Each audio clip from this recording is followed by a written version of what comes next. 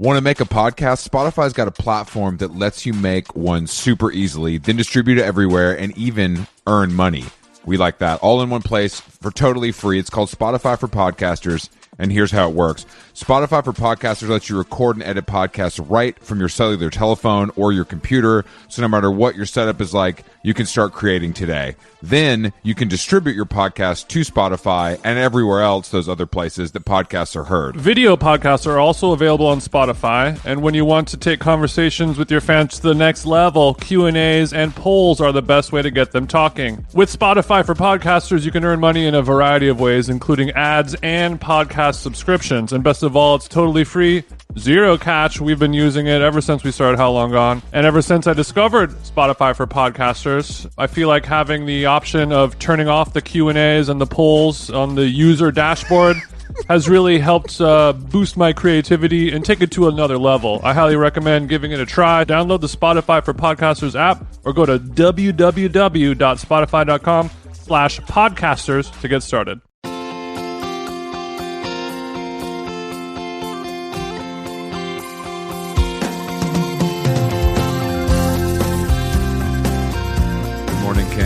Oh, King time. Hello. Hello. Big TJ. What's good, baby? Well, you know, the holiday spirit is here for Thanksgiving.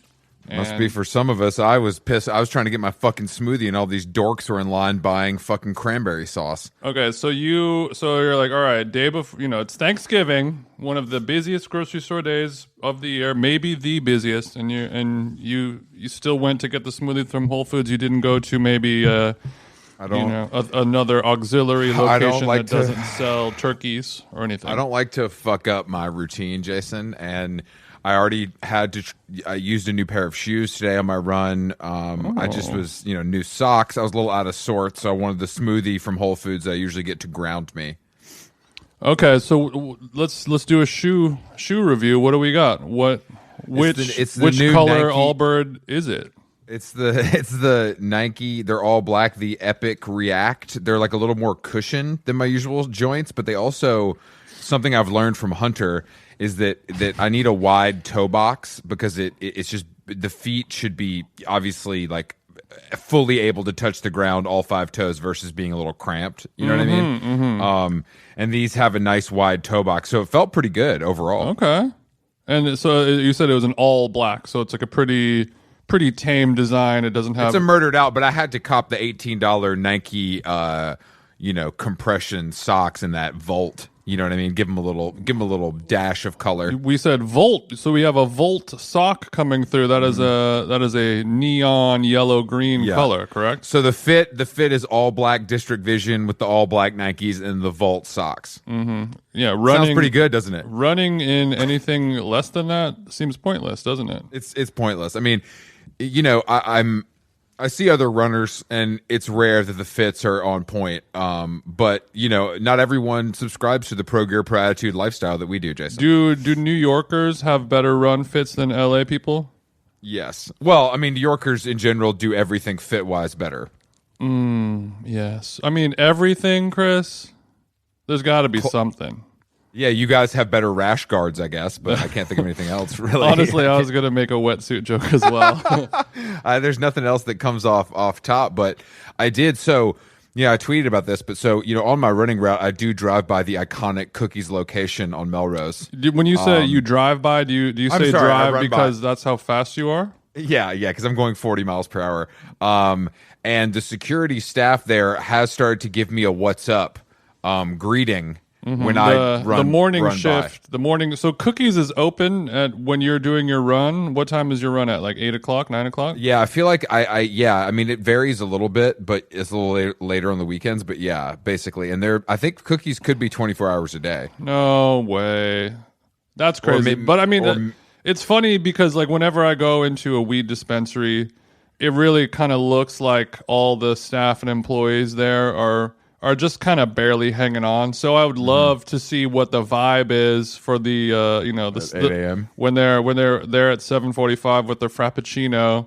It looks more like a bacon, egg, and cheese kind of vibe. I do see them eating pretty consistently. One guy's big as fuck. Well, I'm not talking about the security staff. I'm talking about the runaway teens that do sales associates there. You know, I don't see the sales associates because I don't enter the premises. I just see the security outside. But they're friendly guys, and I think they've heard me rapping along loudly to my music, maybe, so they know. They know that I'm cool and down with the culture, and they know I also have bars. They're like, we heard you always like rapping into your phone and assumed you were just doing a TikTok or one of your YouTube Melrose vlogs, but we realize that you really are just a music lover at heart, and we support that. But the problem here is that a lot of people, it's kind of an understood thing, much like when you're a Volkswagen Bug owner and you see another Bug, you give a little, you beep twice and you wave, at the fellow you give a tip owner. of the hat. And when you're running, usually I like to say what's up to other runners, and here people are not friendly when I give them the what's up. But they are in New York, is what you're saying, or I guess. I don't know. I feel like it's something I've always done, but for some reason here, it's just like it's a 50-50 shot if you get a response. It is a 50-50 shot. I'm always, from, I don't know how old I was when I started doing it, but I just think it's funny to walk past somebody where it's just like you and me, buddy. Like we're walking down the street right up next to each other. We're both running, or we're both riding a bike, or we're both whatever it is, or you're just walking in a neighborhood and you come across somebody. To not acknowledge that interaction or the presence of somebody else is awkward to me, and it makes me feel weird. So I always say something like, oh, hello, good morning, whatever it is. And if they don't say anything back and just ignore me, then I double or triple down and then try to have a full conversation with them as they run away from me. I've unfortunately spent a lot of time with you, so I'm familiar with your social tropes. But it works for you usually. It does. Well, it works for me because if they end up engaging and having a convo with me, then I'm like, oh, this person's cool. This lady wants to chat. She's down to clown. Blah blah blah. Good vibes only. We love that. But I did see an older woman last week wearing a Simon and Garfunkel tour raglan baseball sleeve T-shirt from '03, and I said, nice shirt, and she said, thanks, and then turned around and pointed at the back, which was very sick. Because it said, I think it said I can't remember what it said. I think what is it? What's their tagline? Still friends? Still crazy after all these years? Yeah, it said still crazy after all these years on the front, and then on the back it said Simon and Garfunkel 03, like a jersey. And it was a Grail piece for sure. That's nice. That's but I had to give Granny a shout, and she was very excited. I think that a strapping young man like myself was recognizing her fashion game. And Granny, she said, I still got it. Still crazy after all these years. I think we should take as much inspiration as possible from Simon and Garfunkel because they're the best duo I can think of. The best duo of music or just in general? Because the best duo of all time for me, that's Joe Biden and Kamala Harris, baby. Those guys rule. You want to talk about a gruesome twosome? Hey. Okay. Well, that's one way to look at it. I don't think their merch is as cool, probably, or their tour. I don't know about graphics. you, but I actually like some of the stuff from Tom Brown. All right, they did some cool merch items with them, but cool. To each their own. Kamala and Joe are a duo. Simon and Garfunkel are an iconic duo. That's the difference. Yeah, they are a good duo. I mean, we could talk about Mos Def and Talib Kweli forming to create Black Star. That's a great duo. We don't need to talk about that. Although, oh my God, I mean, the problem is that I like Mos Def as a guy. He's one of those people that I'm very glad is famous, and when I've interacted with him, he's always been a friendly gentleman. But the music does not do much for me, as you can imagine. Although also, Black Star has some slaps. Travis Barker and Machine Gun Kelly. That I honestly, that's a little bit of a nice little duo, isn't it? I don't want to say this, but I think I have to. The music is probably better than Black Star. Well, that's different. It's different. I mean, that's fine. Look, I mean, you can feel that way. I'm glad that most people won't agree with it, and I'll be on the right side of. I don't like any of the music, though, is the reality. So that should be just your not your Twitter bio, but something. Just the sentence. No, I don't like any of the music. Just that out of context. I love music. I listen to it all day. Last night, I saw the vinyl sleeve for the Verve. I posted it on Twitter. I don't know if you saw it, Jason. Yeah, what street was you said? Like, damn, nothing Worcester, like Worcester 97. Broome Street 97, baby. Worcester, that's right. Worcester. Worcester. Not as good as Houston Street, number one street Houston. in LA. I love New Houston York. as a city and a street. But yeah, that so yesterday I rinsed the Verve Urban Hymns on my Bose speaker in my room, and just as the sun set on Los Angeles, and I was sipping a sparkling water, and it felt great to listen to a great record front to back. And then Jason. you got the spoon out, you got the needle out. Don't do that. We started tying off. I didn't tie off. Okay. You put on a little needle in the hay. Elliott Smith voice. No, that's too dark. I'm finna take off and go to Mars on this heron, baby. We're blast off. But I do think that I love music. I love Simon and Garfunkel, and you love boom bap, real hip hop. Well, I will admit that at the time, Black Star, the record from Mos Def and Talib Kweli, it got a lot of play at TJ House, and now we know. But when I listen to it now, it aged about as well as the fashion items that 555 Soul has or LRG has gifted the fashion community. Not well. Yes, gifted not only the fashion community but TJ. I'm sure you were laced with the finest. Well, your boy was 555 float team. No, I'm old, but I'm not old enough to be on 555 Soul float team. Thank God. I'm surprised actually. Like the cool girls, like Lauren and Miranda that work at Mad Decent aren't on the 555 Soul wave. That seems like something they would be into from like finding it on Depop. I think give it a little time. It's not. Yeah. It's a little like right now, like Jinko kickwear revival is going on, and not UFO though, right? We stop at UFO. Yeah, I mean, who's talking about academics like that? That might be the next way. Hookups. Who were we talking about? Who said you were wearing academics? Who was that? That's fucking funny. It was funny, and I already forgot. If you can't remember, I'm definitely not going to remember because I'm. That's true. Yeah, we know you're. I'm off the cookies. So we do have a guest today, though, and let's just give thanks. Chef and renowned Canadian Matty Matheson is joining us on How Long Gone today. A blessed day. You may know him from his Vice TV show, his YouTube shows, his cookbooks, his Instagram account where he takes his shirt off. So many he things. also has a podcast called Powerful Truth Angels that he does with Two-Tone Alex. So I'm sure there's a lot of people listening to this podcast right now for the very first time being like, what the fuck is this? So, hey, welcome. Thank you for listening. Yeah, this is another podcast with two white guys that also have tattoos. We're just a little bit thinner. But I'm going to check in. I can't wait to check in with Matty. As an honorary Canadian, I can't wait, because my name rings bells from, Yorkville to Leslieville, all in the greater Toronto area. We can go to Etobicoke if we have to. So we're going to try to play Drake, Weekend, Bieber, Fuck, Marry, Kill with him. Okay. I'm glad I have my toque on because it's... We're going to talk about President's Choice Greatest Hits. We're going to talk about... his restaurants that he owns in the Toronto area. I would like to see if Chokehold is in fact the greatest Canadian hardcore band of all time. Oh, so much to cover. All right, let's see if FaceTime works in Canada. Let's give him a buzz. Toodaloo. What up? How's it going? What is up, bro? Is this working for you? Hello? Yeah, we're here. Are you here? Can you hear us? I can hear you. Can you hear me? Yeah. Oh, good. Is everything okay? Yeah. Okay. Well, no, nothing's okay. Do you think everything's okay? I mean, it was more of a podcast related question, not the world ending question. But we can get into that. You know what I'm saying?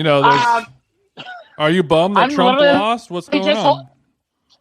Yeah, dude, 2020. Let's rock one more time. Let's get it. So you were not able to locate your microphone, I imagine?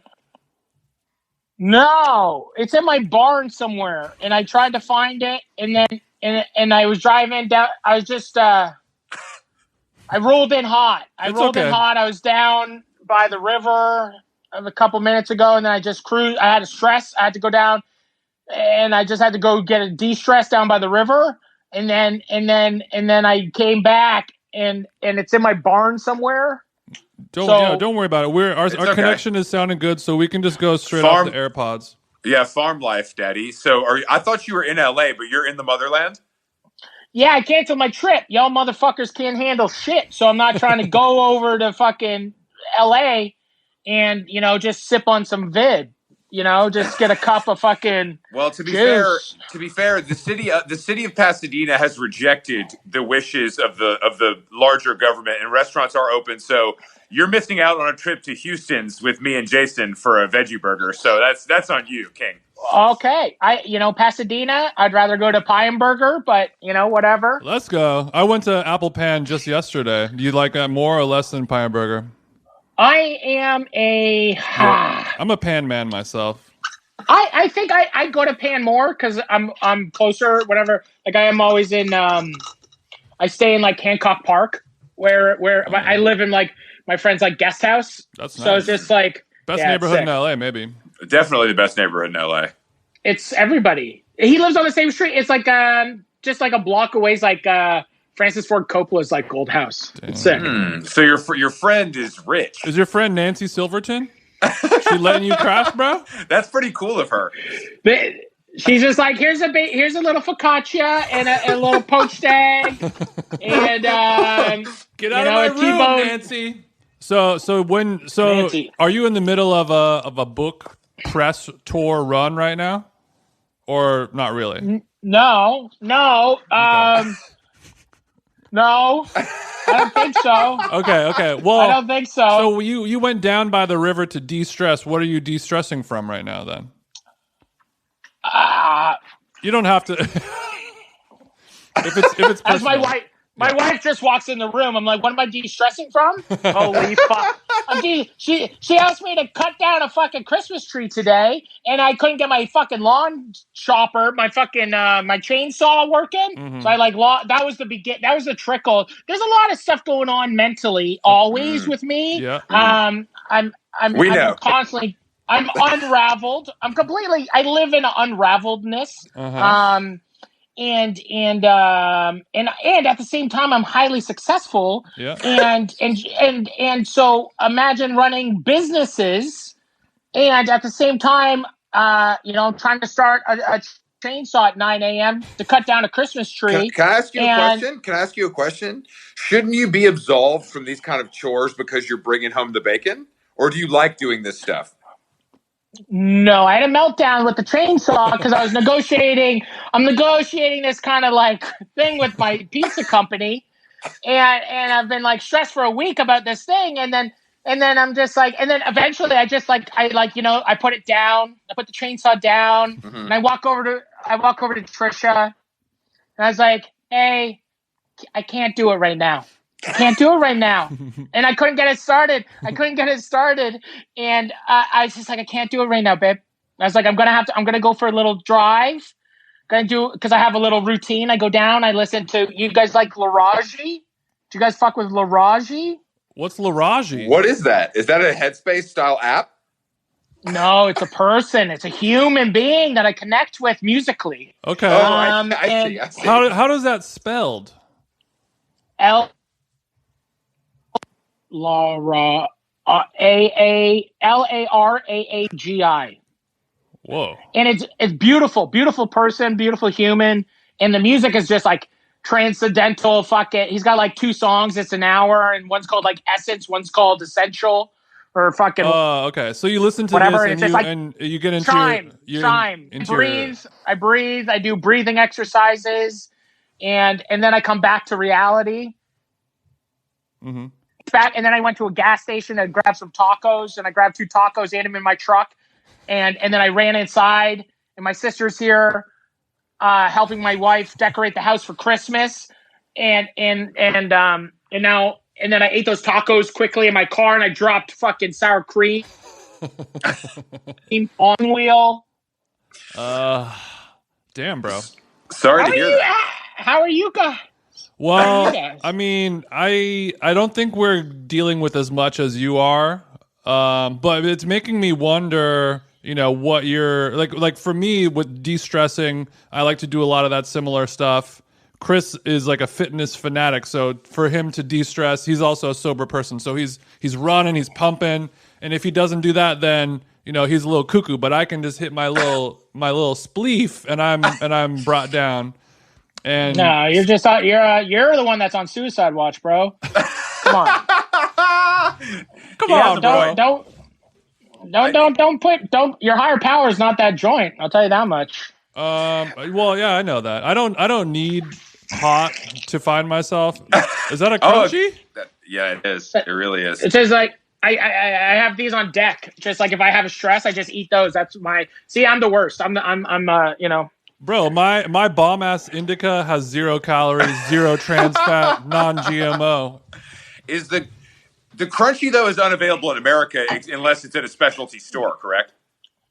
I think so. Like I talk. It's my favorite. It is They're like very it good. is my. It's incredible. It's incredible. It's incredible. Yeah. How's you guys are in Los Angeles? You're in Burbank. Yeah, I'm in Glendale. He's in Los Angeles, but he's normally in New York. He's in LA right now, displaced for the coronavirus. Mm-hmm. But he loves Canadian shit though. I am a Canadian. I'm an honorary Canadian. Mainly chicks. I've been visiting the beautiful city of Toronto for upwards of 15 years now. So I'm very familiar. I went once. I think we even run in some similar circles. You know what I mean? But I haven't. Now you've opened. How many restaurants do you have in the 6 now?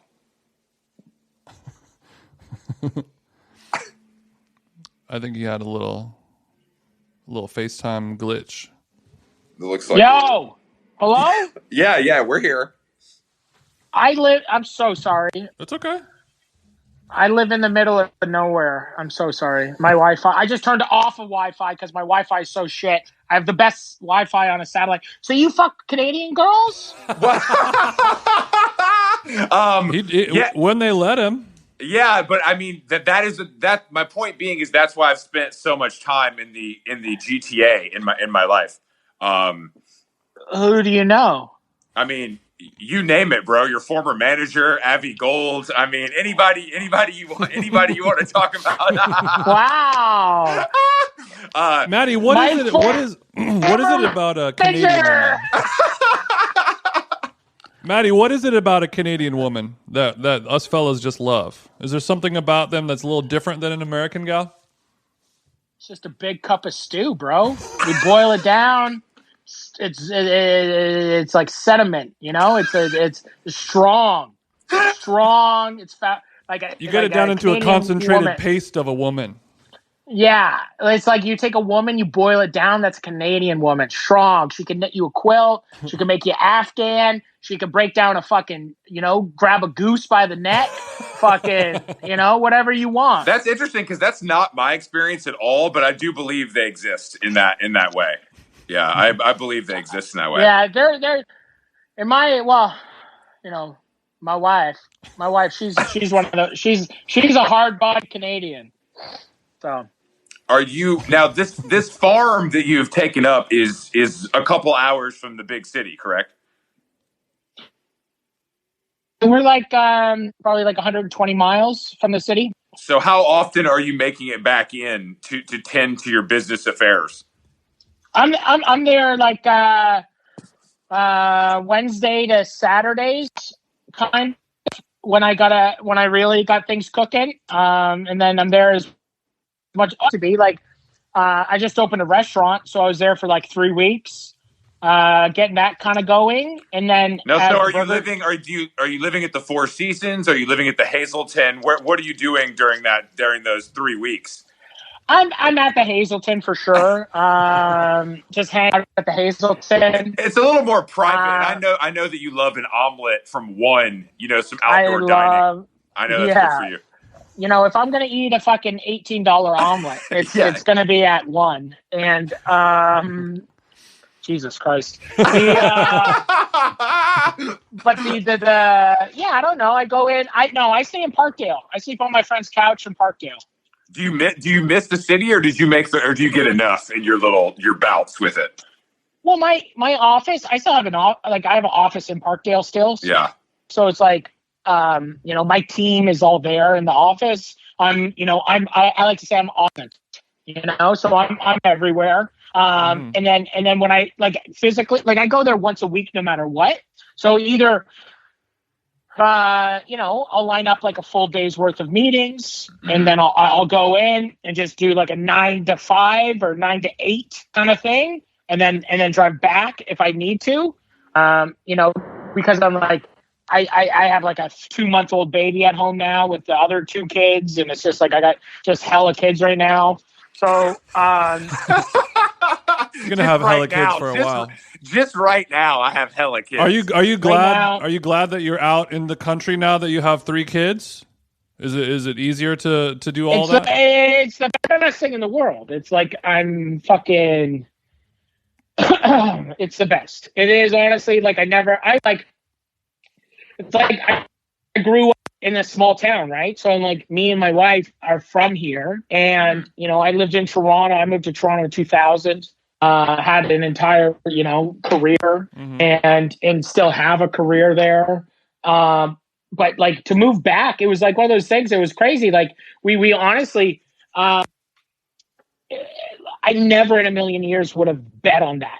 I never thought that I would have. I always wanted my kids to be city kids. I was my kids aren't growing up the way that I grew up, where because I was the kid in the small town with green hair and nail polish fighting jocks or whatever. So it was just or being a punk kid in a small farm town usually isn't a good vibe. Even though, even whatever, I still got a good gotten a lot easier now since. Yeah, things have evened out. There's TikTok and stuff, and you're not just huffing gas with your lacrosse team, and sure. Things have really changed. Yeah, maybe people are still huffing. I don't fucking know, but yeah, we're still huffing. Just driving around on BMXs, fighting anybody that isn't from on your street. But I think it's I think. And just moving back has been dude, I own, I got a forest. We go out with the kids and we walk around and we just walk around a forest for, whatever hours. Do you have a gun when you walk around? No, I don't got a gun. That's wow, good. I was sure you kept that thing. Not even you. One somewhere in the shed? I'm a gunless. We're a gunless family. Okay, they're Canadian, bro. Don't forget. We're also gunless. Just yeah, so you know. Yeah, and I'm not I do think maybe I was because home it's crazy. My homie brought me a couple ducks the other day. So I'm fuck. I want to go. I want to go duck hunting. And he's well, did you got your license? I'm no. And he's well, go get your license. So there's that kind of shit where I'm fuck. I want to go duck hunting. I want to go I don't know, go fucking shotgun a couple ducks, Yeah, I want to go do a fly fishing, catch some trout, and do a salt bake right on the shore, that type of shit. Yeah, just watch Legends run or whatever, river runs through it, kill your brother from gambling debt, and then stuff him with trout, salt bake your brother's ass, and then fucking. That took a twist because Jason has a twin brother, so that movie would be really good. I think that. There you go. That's a very interesting. Yeah. Screenplay idea. We'll talk to your development team about that. Matty, today is Thanksgiving in America. What happens Thanksgiving in Canada? What are you guys doing over there? Just celebrating genocide the same as you. Thank God. The differences stop at a certain point, Jason. America and Canada are the same, and we can always agree on genocide. Yeah. Just colonize it. It's mostly just about colonizing the planet. Yeah. I guess I was maybe more asking culinarily speaking. Yeah. But Jason, Canadian Thanksgiving happens much earlier. It's first weekend of October, right? Yeah, it's usually around October 12th or is it 14th or something. But it's the exact same. Besides, you guys have it's regional, in the same. It's regional. Sorry. Are we frozen again? Am I No, you're frozen? good. Oh my god! You guys edit this shit, right? A little Oh my bit. god. Yeah, well, you know, yeah, We'll clean it up well enough. Don't worry. We'll keep a little of this essence in there, though. You know, it's good. Yeah, it's good essence. And hey, this is the best thing ever. This would be happening if you were on fucking Jimmy Fallon or fucking, That's true. you're on Oprah. Like, this is the best it can be. Apparently, every single talk. Yeah, absolutely. Yeah, Oprah's ass freezes too sometimes. I got Dude. Oprah ass on froze. She's the food is the same, but you guys add any special Canadian, sauce on it? Yeah, we just pour everything in maple syrup. I just boil turkey in maple syrup and then just, cover it in crunchy bars. Damn. No, I think it's like the same. Like, I've eaten a lot of American Thanksgivings, and, you guys got stuff like, like you're like sweet potato pie, and you guys have more, you guys have the South, right? So the South, Yeah. I feel, and you guys have, like, the thing about Canada, the biggest, I think one of the biggest missing links, or not missing links, but one of the biggest changes that Americans don't really understand about Canada and the bizarro-ness of Canada and America, we don't have soul food, right? So we didn't have the South. I'm from Atlanta, so I'm very familiar in this. I have a lot of. But you guys have some soul up there, though, right? No, we got very little. We're Commonwealth. We're beige and unremarkable, as they say. We're very much like a Thanksgiving plate is how I would describe it. It's different shades of brown. Different shades of brown. Mm-hmm. Brown is my favorite color in food. So you're saying like that? There's no collard greens. There's no sweet potato pie. That stuff is southern. Very, didn't make it up there. There's no like cornbread stuffing. Interesting. There's food, nuances. No food in Canada will ever make you want to slap yo mama, is what you're saying. Exactly. No.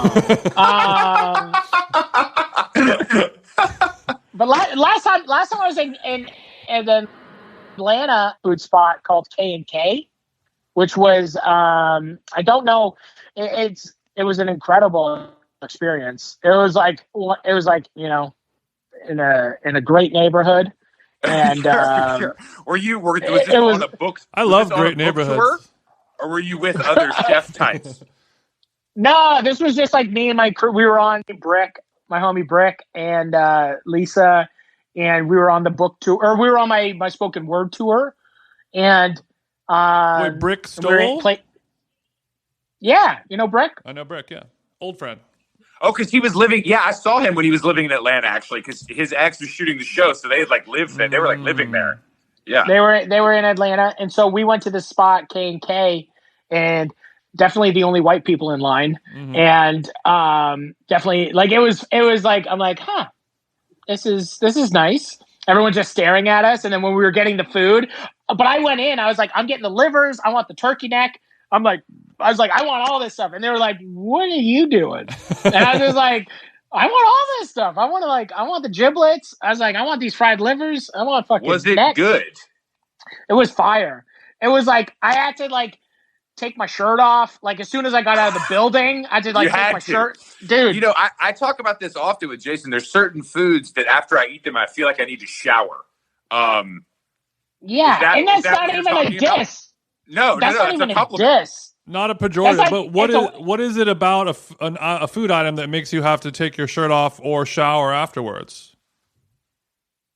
It makes you feel like you genuinely have done work, and that is like you're sucking on turkey necks, you're eating fried chicken, you're eating collard greens, you're dipping your fucking cornbread.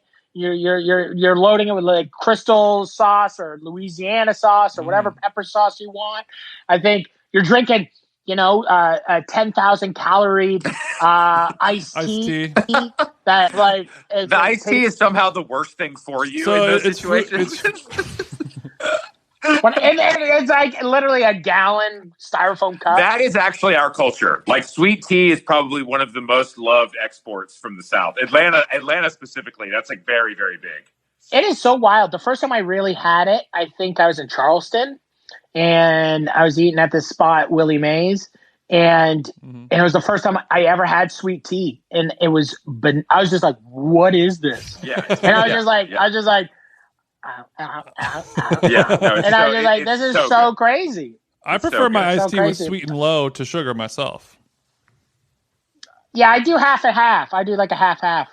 I wouldn't do any of that because it's very bad for you. But I would have an Arnold Palmer if I was feeling crazy.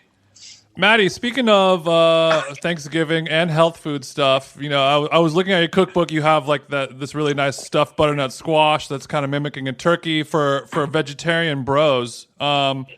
We're both ex-straight edge hardcore bros, and we're vegan. Did you also have a vegan phase yourself? Never. I was never vegan. I was never vegan. I was never pussy, straight man. edge. Come on, bro. You were never straight edge? I was never straight edge. I was doing lines off 10-yard fight CDs in fucking 98. Very, very cool. I was sensing some false valor there, so thank you for. So you were just a cokehead who liked to mosh. Bro, that was my whole MO. Like I had go to Syracuse, see Earth Crisis, do a fucking. I would go to do acid and smash during fucking Firestorm. Damn. I would say that's probably a more fun way to experience Syracuse and Firestorm in general, to be honest. Did people ever try to beat you up for being fucked up on drugs at a Earth Crisis show? I never got tested. Damn, hell yeah. They ain't test me, bro. They ain't tested me. I wish a motherfucker would. Yeah, I wish they would. I never was a goof, I never was I wasn't sloppy. Uh-huh. I until later on in life, but I was gonna ask. I'm sure that changed. I just as I watched my own trajectory, it definitely got sloppier as time went on. Yeah, when I was a young teenager, because I grew up in Fort Erie next to Buffalo, so I started going to shows in Buffalo, my hometown and my home base. So going to basement shows there and seeing fucking Buffalo was the best. I love Buffalo. Big. I mean, that's funny because I feel like Atlanta was big. I mean, Jason's from Orange County, which was also very big at different times. Dude. Yeah. I used it was funny. I had all these mini DV tapes. I used to videotape a lot of shows as well. Mm-hmm. And I'm on this group chat with all these, and half the crew is from Whittier and OC and shit. And I was like, man, I just found this old Bleeding Through first time they played it was first time they played Syracuse. Damn it. And I got this Bleeding Through and I started laughing. It was Bleeding Through. It was at the Lost Horizon in Syracuse, and because Syracuse is only 2 hours away, so I'd go there a lot. But I have all these old tapes, and it's just I remember the first time I ever saw 18 Visions, and I went to middle school and high school with 18 Visions. James Hart's IG now is something that is so. It is to be so cool 20 years ago and to never surpass, and I don't know if or whatever. And I if he sees this, I loved you so much as a kid, but holy shit, can you straighten your hair somewhere else? Or come on. So you're saying that. Also, you guys are probably about the same age, He hasn't changed, is what you're saying. But it feels different. I'm 38, but it does feel different because it was just I remember the first time I saw them. I was standing and I saw them get out of there. It was like a motion movie. They just got out and he had a boa. He had a boa wrapped around his neck, no shirt on, came out of the van hot and it was so incredible. Because the thing about it is that I swear to God, they got a bad rap. But if you were to listen, I remember one time also years down the road being so fucking drunk at Warped Tour. I went to go see my buddy's band. And what was the drummer for 18 Vision's name? Ken Floyd. Oh yeah, Ken Floyd. He grew up literally around the corner from me. I punished him so bad. He walked out of a shower somewhere backstage of like a Warped Tour, out of some fucking thing, and I don't even fucking. And I walked up to him and I was like, "Until the fucking ink runs out is the hardest album." And he's standing there like in a towel, and I'm like, he only like. I remember I've been pulled away from like a couple people because I would be like so drunk and like happy. Like, like, all right, like, Matty, all right. Like I remember like one time I like just ruined Josta, like him get off stage, and I was just like hammered, and I was like grabbing him, like I was like putting my arm around him and like fully like fucking empty promises one more time, like yelling lyrics in his face. It is like it's I've only incredible. done that one time with the singer of Refuse, where I was blacked out DJing at a rave, and I was like, dude, I'm from Huntington, bro, like, and he's like, okay, very nice. And I'm like, remember that one time? No. You know what I just did recently with him? Did you know? I don't know. I don't even follow him on IG. Somebody like sends me a thing and be like, yo, the homie from Refuse is selling a shirt collection. And I have this like pretty extensive like shirt collection. And I was like, I like went to his IG and I was just like, I bought a donuts shirt from him. I love donuts. And it's just like, I was just like, it's so like you can't ever not be like a hardcore kid. If you are lucky, and I swear to God, like if you're lucky enough to be a hardcore kid, it's such a like a weird superpower because you'll meet anybody from around the world, and if they like all of a sudden you know if they're a fucking kook if they start talking about like stupid metalcore bullshit, and then you're just like, okay, you're a fucking loser. And like I'm talking about like 18, like you don't listen to 18 Visions after Vanity, you know, like that shit's like weak. You know, so I used to manage a band called Cartel, and they were signed to Epic Records, and 18 Visions was also signed to Epic Records, and I could not believe it at the time. I could not believe you're like we made it, bro. Yeah. We're on the same label. You guys signed 18 Visions. Like, what do you think's going to happen with this? You think this is going to like hot AC radio? Like, this is not going to. This is a relic from the past, guys. No, yeah, it's crazy. If Avenged Sevenfold can do it, then maybe 18V could have done it. It is crazy though that nothing really ever broke through. Like they tried for a couple years. Like I think that during the Fall Out Boy era, they would try to sign a few of the heavier bands like that, and it just never crossed over. It just never worked really. Because it doesn't. It's nonsense. It's nonsense music. It's horrible. Like the bands that it's the bands that stand the test of time are few and far between. But it's also like I'm such an emo kid too. Like I'm a huge Elliott fan, and let's go. And it's like I can't stop. Like I even like what was I listening to the other day? Fucking I'm banging Texas is the reason in the Tesla all the time. It's nothing.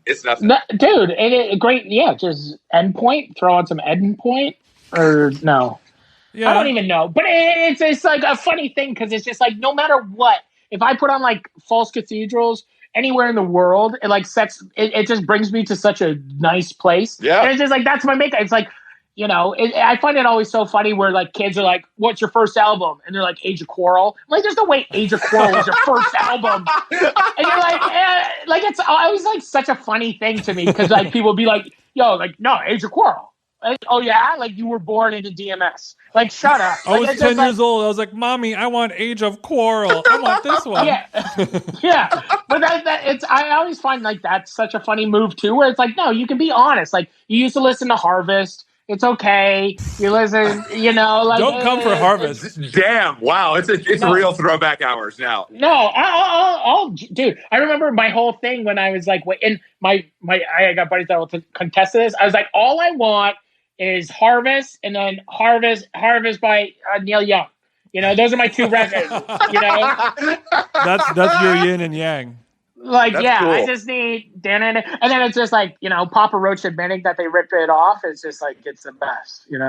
I was going to ask you though, what is is Chokehold the most important Canadian hardcore band, or is there something I'm missing? No, they kind of cooked it when they came back. Yes, that's true. I think they like swung on some like on a transgender kid in a crowd, and did they really?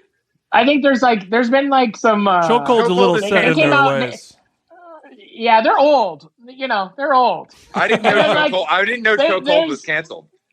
Yeah, they got pretty. They got booed out of some spots. The problem is coming back. That's the first mistake. There's no reason. No reason. No one needs this. It's like Chokehold is sick. Like, dude, Chokehold, great band, but like not like it doesn't age well. No. Well, I was reading in your book, Matty, you had a thing where you're kind of comparing collecting cookbooks in your early career as like finding punk records in record stores, which you compared reading Daniel Boulud's Letters to a Young Chef was like listening to the California Takeover for the first time. And I recently, I was at the first California Takeover, but I recently went to the reunion, and I was like blacked out drunk, like doing that, like trying to talk to Moby about like animal liberation. But that was a reunion show that like, it was very weird to see Earth Crisis play while you're like real drunk. Didn't it undersell? I saw photos. That room was not sold out. It was. It wasn't bad. Don't do that. Don't come for failing Earth Crisis like that. The energy wasn't the same as it was in '98. I will say. Yeah, I'm not surprised. There was less Steve Aoki stage diving, and there was a fewer amount of blonde dreads. There was no VOD looks, but. It was like going to a funeral for your childhood, kind of, for me. It was just like, oh, I remember you tried to fight me, and like you're probably gonna try to fight me now, and everyone's just like kind of old and tired, and they've given up, and it's like, I'm not gonna fight you, man. It's all good. Everyone's gonna mosh for one Stripe song. Everyone moshes for one. And Snapcase played? I just ordered. Snapcase just came out with like 2 new hoodies. I bought them. It's just like incredible. Like I can't stop. Are you glad that you're rich enough to just buy all this shit now? And that's pretty exciting, isn't it? Like how much did you spend on this Donuts T-shirt that nobody ever needs? I think it was like 80 euros. Okay, that's not. Yeah. But I mean, unacceptable. Like I've purchased a few of those items where it's like, damn, this is really expensive and stupid for this like integrity T-shirt, but you just got to get it. But I'm wondering what you got in your closet that is the. Oh, damn, that's a good donut shirt. Now, are you gonna wear this, or is this just for the collection? Oh shit! Damn, you're looking like me. Damn, okay. You got more than me. That's a lot. So more what is the number one? What's the grail in this collection, Chief? What? I don't know. Which one are you going to be buried in is the question. That is the question. I guess like just like this literally. I think just like my OG actual Hatebreed. Let's fucking go. So you didn't. Let's fucking go. So you didn't sell any of your original tees. No, I did. I have. I went through. I got a bunch of like actual old real I Hate God shirts actually. That's cool. But very cool. Yeah, here we go. Let's fucking go. See, I sold all this shit when I was like 22 and wanted to buy Coke, and now I have nothing to show for it. I honestly I think it's like I have this crazy nail bomb. I think cool, dude. That's one of my favorite Earth Crisis shirts. That's the grail. That's the grail. And dude, I honestly now than ever. Hold on, I don't know. Actually, I think the craziest shirt. This is so funny. For our listeners at home, this is just we're inside of his closet. It's not the best audio quality content you can have, but this is a peek into your closet. I got a Husker Du candy apple gray long sleeve. That's like bananas, and I'm like, I don't know, like Candy Apple Gray is my favorite Husker Du album, so it's just like when I got that, I was kind of tripping. Are you buying this stuff? Are you buying this stuff on Instagram like us plebes, or do you have a special dealer that's out looking for you since you're rich and famous? Yeah, do you have a broker? No, I'm not. I'm still low key, bro. I don't have that kind of stuff going on.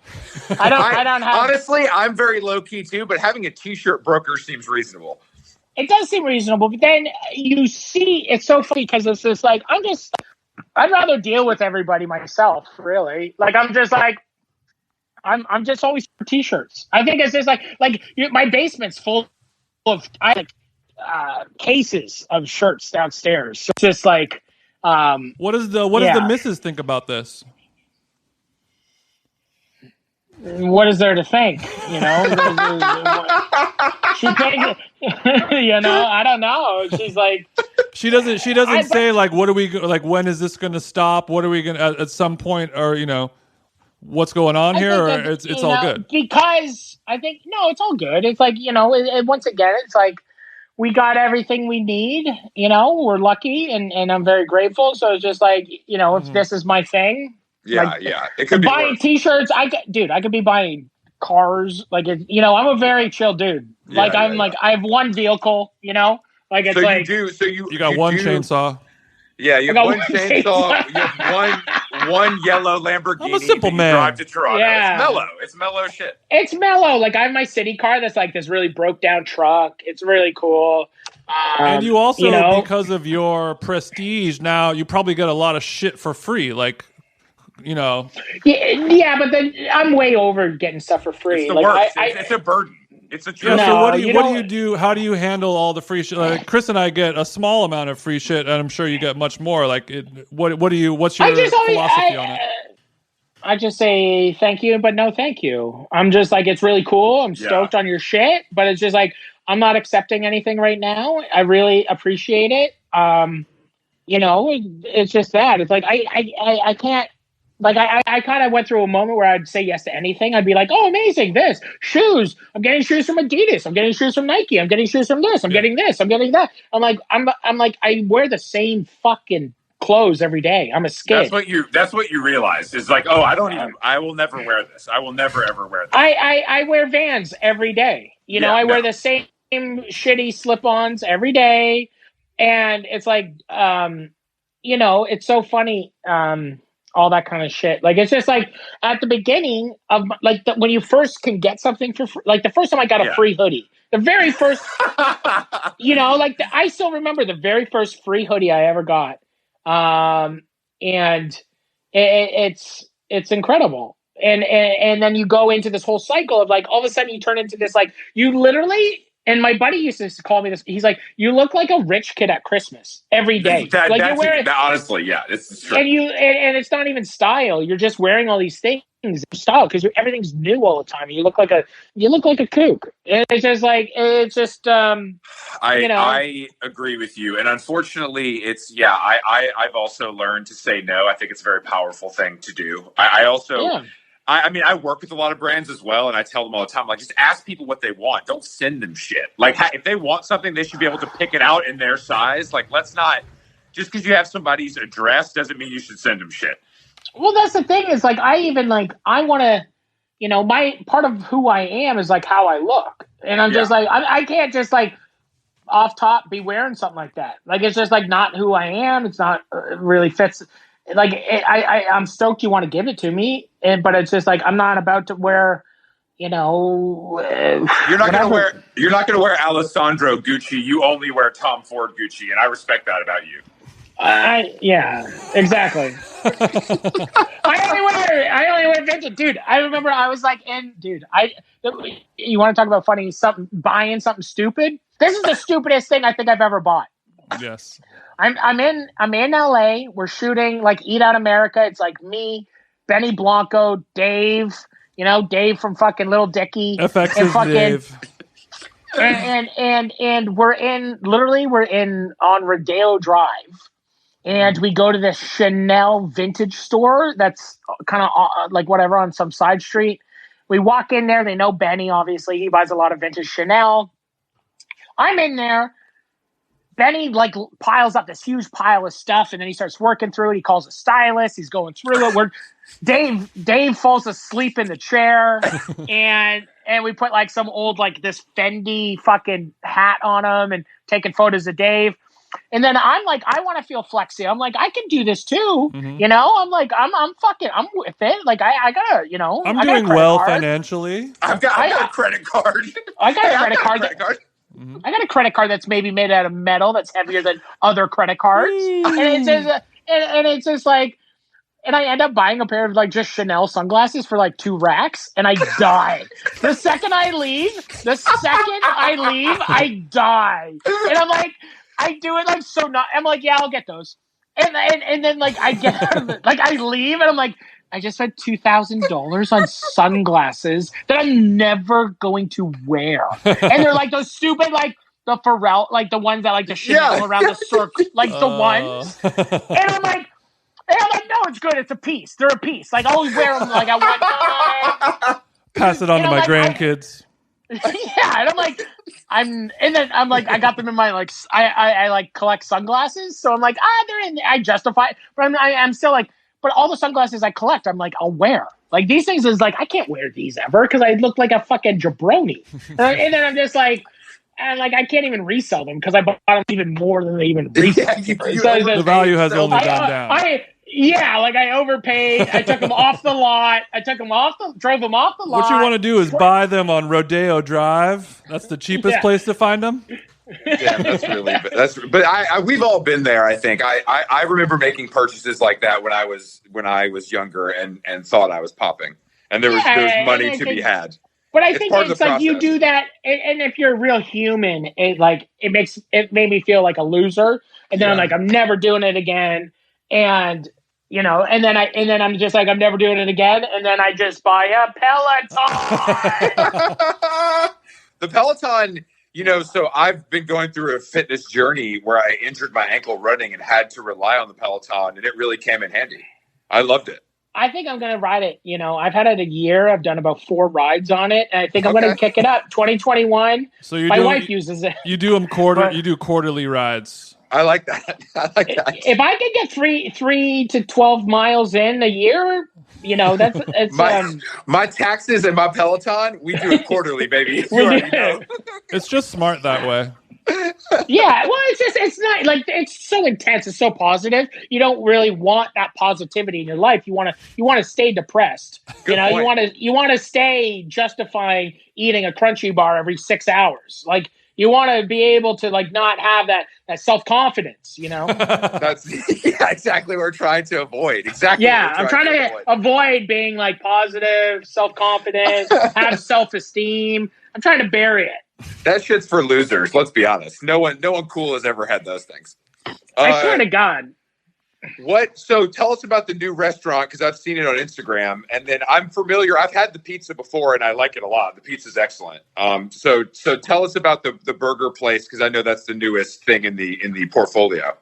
Yeah, the portfolio's strong right now. So fuck yeah, he's on Robin Hood, booming Robin Hood. The burger shop's doing nice. It's where is it? It's in Toronto. It's on Queen Street, right across from Trinity Bellwoods on the south side. Like next to Sam James, like where that? Okay. We're one over. So there's us, Agora, which is this pretty fire like Greek spot, and then Sam's right there. Okay. So.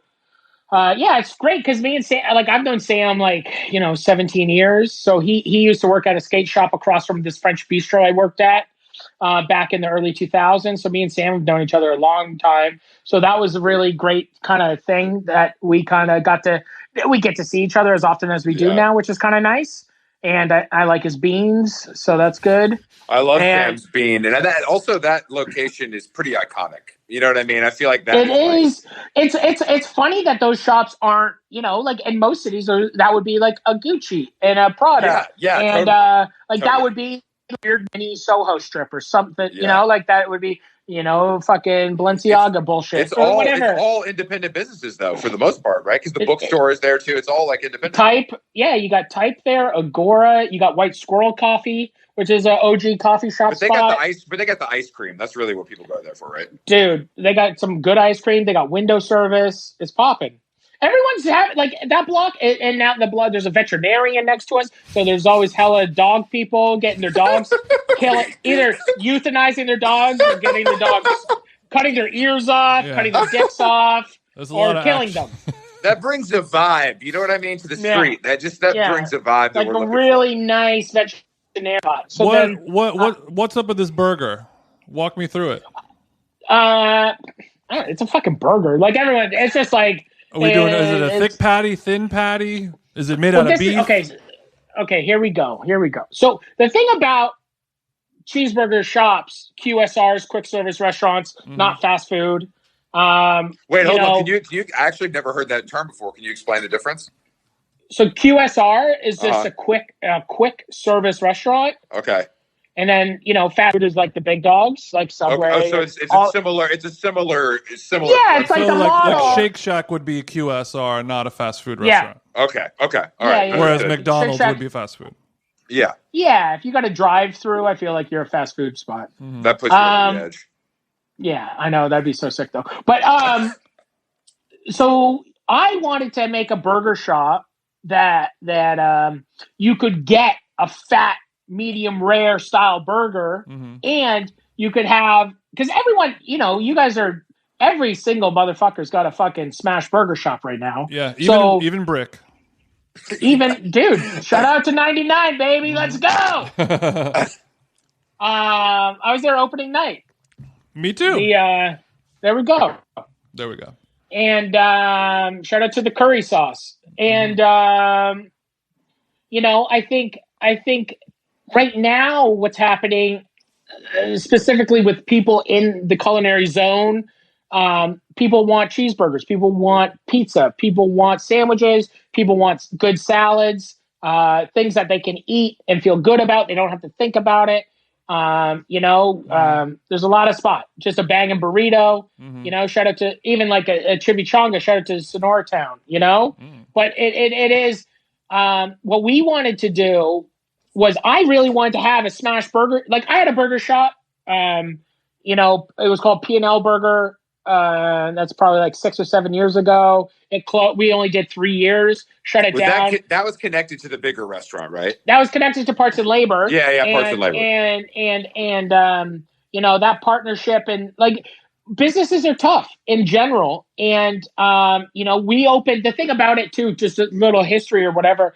We opened P&L Burger on defense of Parts and Labor becoming a burger spot, because I did a TV show called Burger Wars and I won Best Burger, and it was on TV, and it was the first time I ever did television, and I won this burger competition. And you're like, damn, people are going to come to oh yeah, sorry. So you won a burger competition is where I last left you. Yeah, and then so we opened that place on defense kind of thing, right? And the opposite thing that we happened here is we're opening this on kind of offense on, I really want to, have a burger shop, and the burger shop, Matty's Patties, started like in Oahu we did this like pop up with Pat and all the Ruka guys. So we did a during Pipeline, we did a thing at the skate park on the North Shore where we just kind of gave away. We made like a couple hundred cheeseburgers. We just gave them away. We did the same thing in Shibuya. In Shibuya? Where's the Tokyo? Shibuya is in Tokyo, yes. Yeah, and so in Shibuya, like Freak Store, we did one, and then all we did one in Toronto. That Ruka bros go to in the world. I love your connection to action sports. We can get into that later, but go ahead. I'll fight anybody. I'll fucking.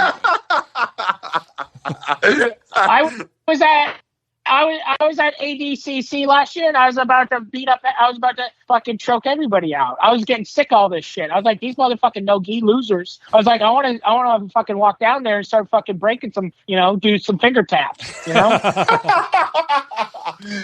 I was like Gordon Ryan. Who? I was like, I'll take him out. I'll take out Barboza. I'll take out what's the big Brazilian Cyborg. I'll chew these guys up. I'll spit them out. I'll tangle them up. They've never seen, I'm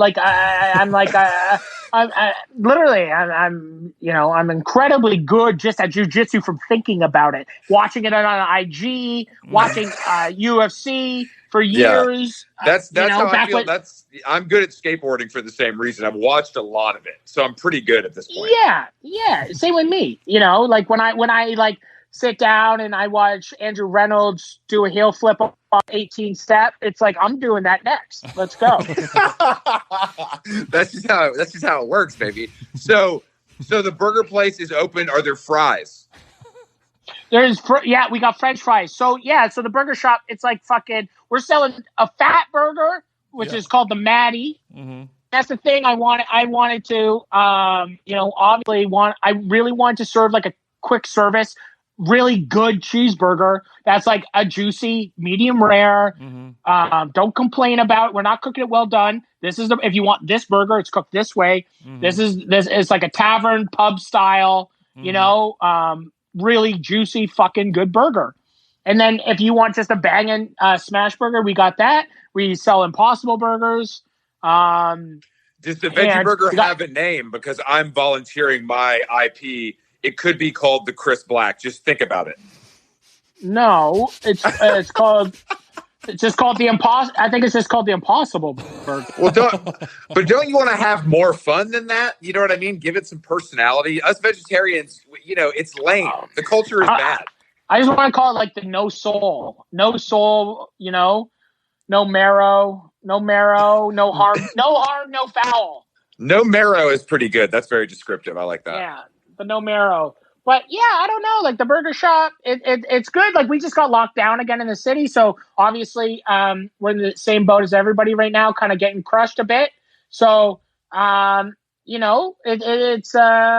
we're constantly being humbled. That's for sure. Mm-hmm. And so now we're just trying to just keep our heads down, stay safe, and we're selling cheeseburgers out of a window. Yeah. We're literally nobody comes into the building. Everything's done, up to code, whatever that is, on this moving goalpost. Yeah. The burgers are fire. Like it is. They are fire. Well, thank God we have podcasting and we're able to do that in these trying times. Yeah, like I think on the Powerful Truth Angels, I think I just can't. Like I think me and Two-Tone both quit on the last podcast. So really, so I was just like, why is that an exclusive? Why would you do that? No time, or you hate each other now? No, we love each other. It's just time. It's just crazy. So I was like, podcasting is such a luxury, and I was just like, this is like, I was just like, I'm like, now that I instantly have like businesses again. Because I'm like, I've been free falling for like a couple years now. And now I got two businesses. I got the Meat and Three and I got this Matty's. I'm like back to being like shook. And like, I'm like, oh, sweet. We got payroll and we got this and we got that. And like, I before I was just like a check to check, fly around the world and fucking show up, get a check, fucking posts about Migos and Popeyes and get the fuck out. So it's just like... It's a little bit more fun being an influencer than managing your a staff and payroll and insurance and kitchen coding regulations. Yeah, like it really like I wouldn't, but instantly like I'm like back kind of in the saddle of like restaurant stuff, and I'm just like, oh yeah, this is like I'm actually very comfortable here and I love it, and it's definitely way more of a grind than showing up all over the world and getting paid to show up. But you plan to get paid to show up again. This is just a symptom of the novel coronavirus. Mm-hmm. Yeah, well, that's the thing, dude. I had a 3-month book tour booked, like world tour booked. That was like my entire year was decimated, like everybody's. And then within that, I had to figure out how to build a business that I could control. Yeah. In the sense, I needed something I could hold on to, and something, because I was just like, well, I'm not going to just sit at home and wait for the phone to ring. And I've been very, I'm very thankful that I've had the phone ring during this year, but I had to get something more that I could, I was going nuts, Were the restaurants in progress, like when quarantine hit and then you just ramped it up, or was it all like start to finish? No. Oh, wow. No. Okay. No, this was like the Meat and Three was a direct, like we're serving barbecue out of a parking lot in Fort Erie, man. Like I called my homies and I called them, and they run a barbecue traveling kind of rib festival thing. And I was just like, yo, do you think, and they keep everything at this one spot in this old abandoned, like whatever. It's like this old warehouse in in Fort Erie. And I was just like, yo, and they have this showroom where they sell the smokers. And so they have a showroom, and I was like, yo, do you think that we could use the showroom as a prep space? And can we like make barbecue and sell it out of the parking lot? And they're like, yeah, let's try it. And it just like sold out. It sold out. It sold out. It sold out. And now it's like a real viable business. Beside it being, it's one thing to sell out a couple weekends, but to turn it into like a business and to turn it into like something is what kind of just, that's the business of it. And so we made that happen. And that's like, we got a phone number, and it's like, we have staff that work 5 days a week, and it's like a whole thing now. And it's like, and it's not popping like it was, but now it's a business. It's sustainable. It's like a real business versus like a flash in the pan. Exactly. So and then the burger jobs, which is amazing. It was, dude, when it first started, it was like that. It was kind of like the coolest thing was everyone being like, "Thank you for doing this," and it was like the team was so strong. At one point, we had 20 staff working at the meet and three. Shit. And it was a really nice kind of experience, and it still is. Like, it's like the team's a lot smaller now, but it is. We got a couple employees that are banging out some really good barbecue, and the meat and Matty's Patties is we got staff up there that's really cool, and like that's what it's about right now. It's like I was like, as long as we can make $1, like we're cool. Like right now, I feel it's just about paying rent and like making making sure that the payroll is cool, and then from there it's like we're cool, and I think like that's like the biggest thing with rent. Like the entire industry is shattered, it's decimated. So if I'm in a position that I can serve food, I'm going to be like we're trying to figure out even how to like do more for the community right now, and all that kind of stuff we're working on that right now, and just trying to figure out how to like actually do what we can, rather than like, just be like, we're killing it, like being like a fucking loser, being like, oh, we're killing it. It's like, no, it's not about killing. It's like, what can we do? How can we kind of give back and like use what we have to help like other people kind of thing is what we're trying to do. Honestly, like, it's like, we're trying to figure it out. And, yeah, so that's the hardcore spirit, brother. Yeah, man. And I think it's just like, until everybody has one, why do we got two? Like it really, it is one of those things where it is, if I can, like, I'm not even taking a paycheck from either of them, but it still it's something that's it's motivating me to keep it going. Like, I had to go back to basics of like, I was going through all this shit. Like, I even started going to therapy during this year, because I was just like, I'm like spiraling constantly. And I was just like, I needed to ground myself I needed that constant. I needed that constant. And that constant was me serving food to people. And that is like me going back to basics, back to basics. Shout out to Rick to Life.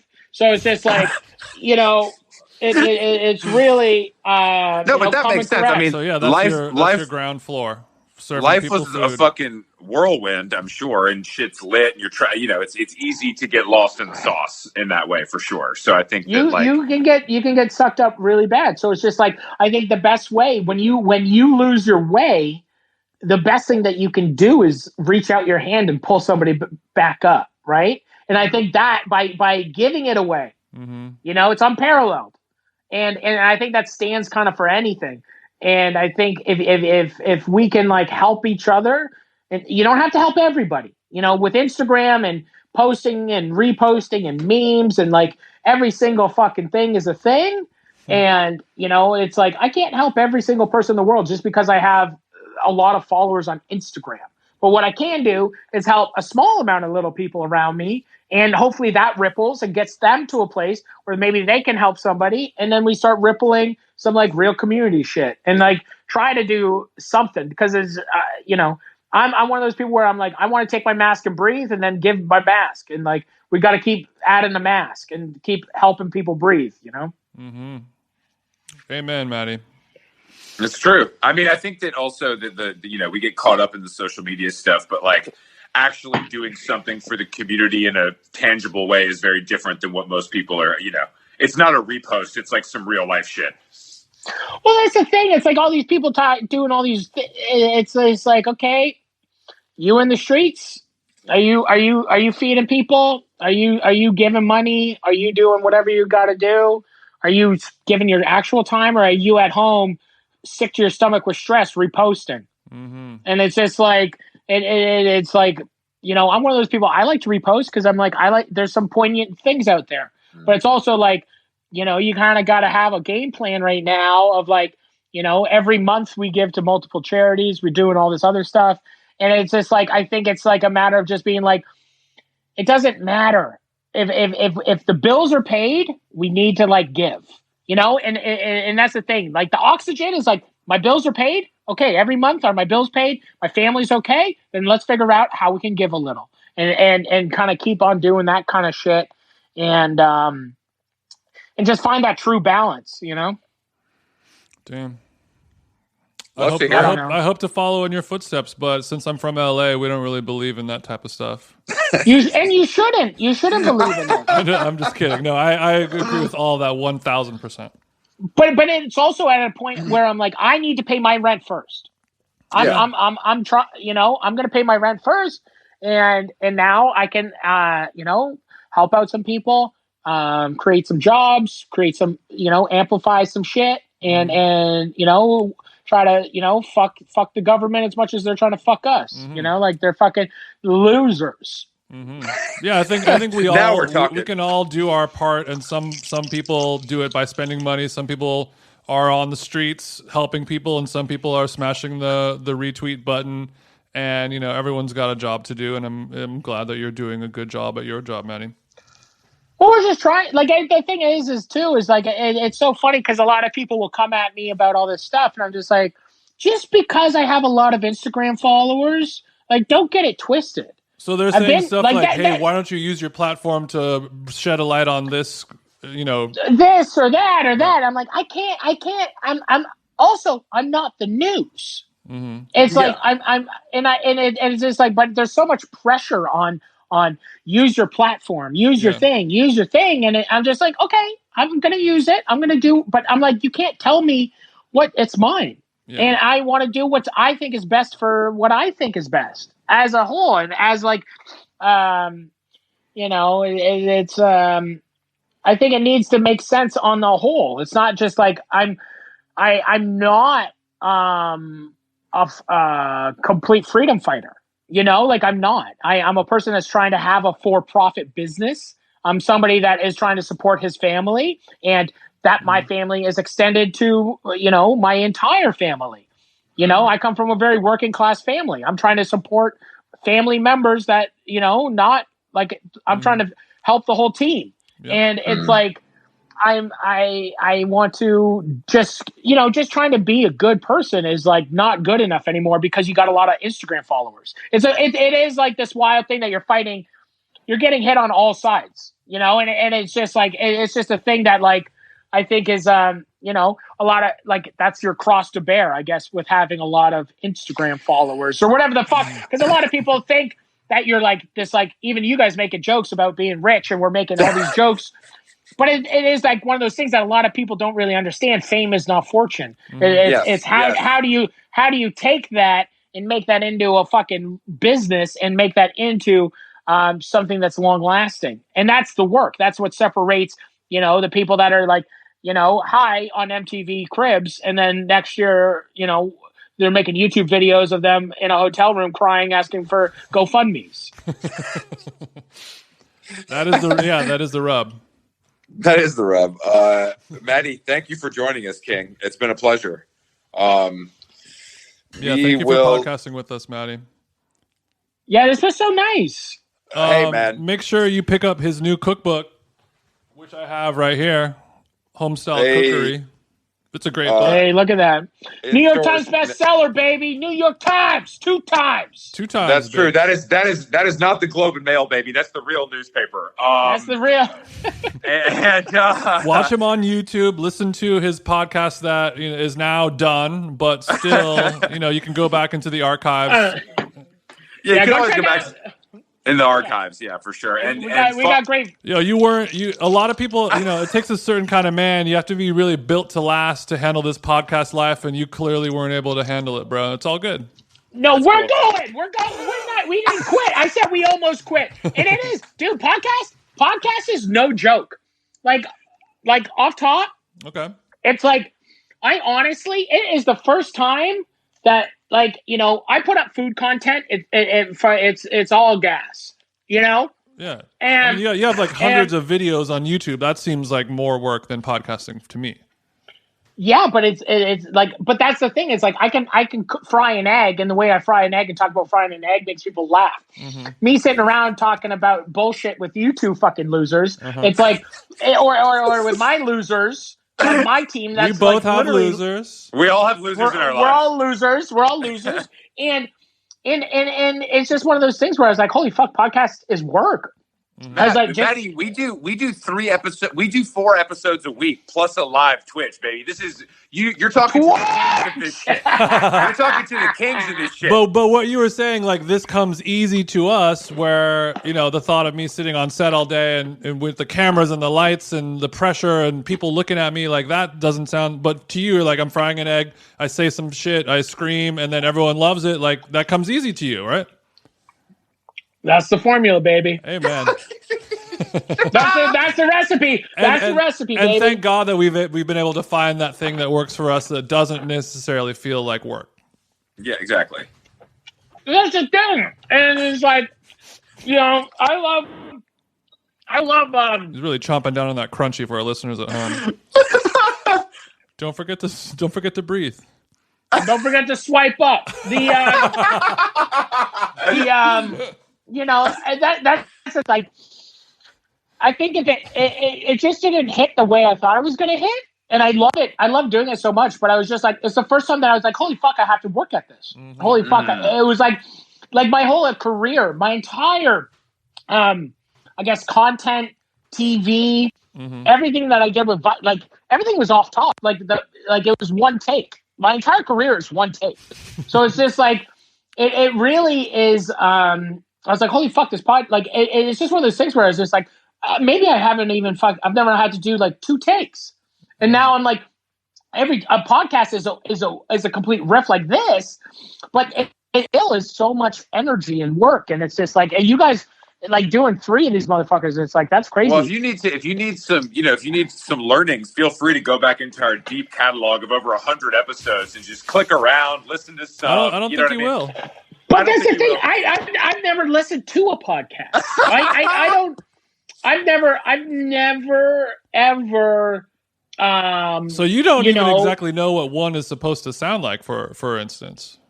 I don't watch TV. I don't watch any. Like, I honestly don't consume any. Like, it's a weird thing. Like, I honestly you make too much to care. I get it. I totally get it. Well, that's the thing. I don't want to. Like, if I'm driving back and forth from the city, mm-hmm. if I'm doing that, like, I don't want to listen to people talk. It's the last thing I want to do, because it honestly, like all I do is talk.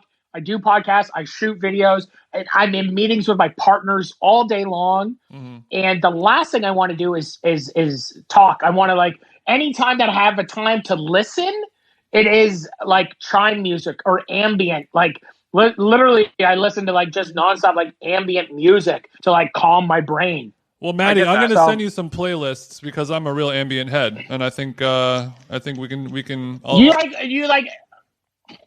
like Crunchy Bar. Yeah, that's there's ambiance going on there with that. Do you guys? I just got some Harami Hasono. Oh, okay. Don't know. And don't know. We should do some ambient. We should do an ambient podcast where we listen to ambient music and, like, just go through the motions of our feelings. Powered by Spotify. I can get us a little check for that if you want. Thank you for our sponsor, Spotify. You know what I mean? I want to thank Spotify. Are you guys checking out Crate, the app Crate, where you just go on and you just upload your albums and, like, actually just give them reviews? And it's like all the homies. It's so amazing. Like, It's actually amazing. It's this new app that all my friends are on, and we're just like, it's not about anything. Hold on. Is this like Letterbox for straight edge bros? Are you invested in this? It's a good question. No, I've never invested any. I'm not in a place to invest yet either. Well, I invest 100% of my money back into myself, or I'm like, every dollar I get, I try to just put it into my farm. Actually, that's probably better than some tech gambling. You know what I mean? Like tech gambling either pays off big or never pays off at all. Like, what am I going to do? I'm going to chip it like, hey, 20K into the stock. I'm like, I don't got money. Ask my ex-manager who's got money.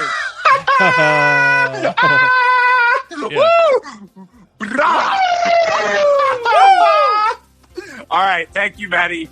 Enjoy the crunchy. God bless We'll talk to you soon. All right, bro. Have a good one. We should start a text thread. I like you guys. We can do that. Later. Later. Bye.